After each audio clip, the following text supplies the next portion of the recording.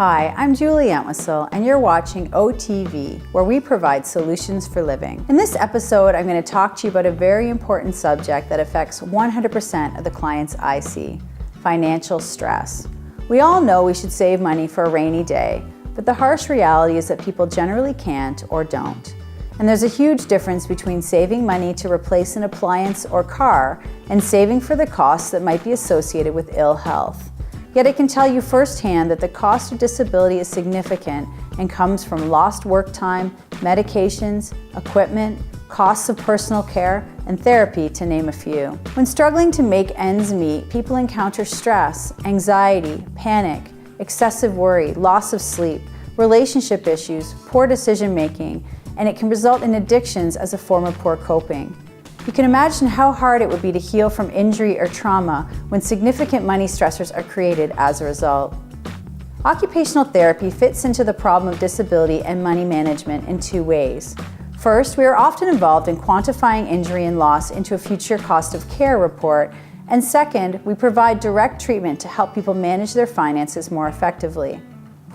A future cost of care report or life care plan is the process of calculating the current and future costs associated with your disability. This report is a dynamic document based upon published standards of practice, comprehensive assessment, data analysis, and research. The report provides an organized, concise plan for current and future needs with associated costs for individuals who have experienced catastrophic injury or who have chronic health needs. This includes children born with a disability or anyone that acquires a disability, ailment, or impairment over their lifetime.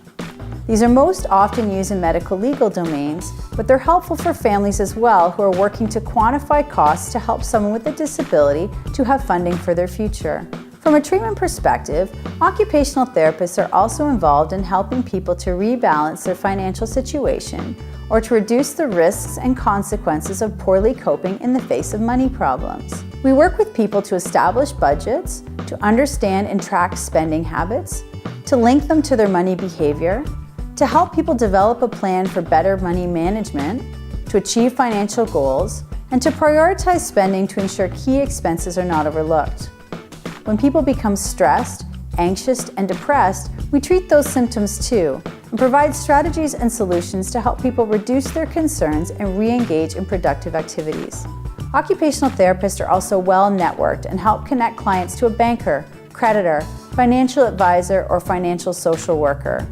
We might introduce them to tax or savings programs that will help them to recoup expenses or budget for future costs, and often help them to complete and submit the required paperwork to expedite access to public resources.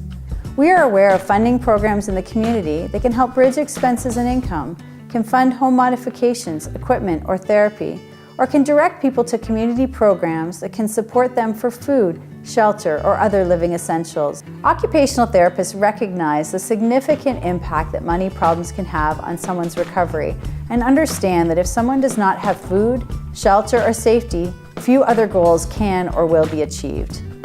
In the end, remember that each person, each situation, and each environment requires a unique solution to any given problem. Seek the services of an occupational therapist if you or someone you love has a functional problem to solve. Well, that concludes this episode of OTV. Remember, OT's know stuff.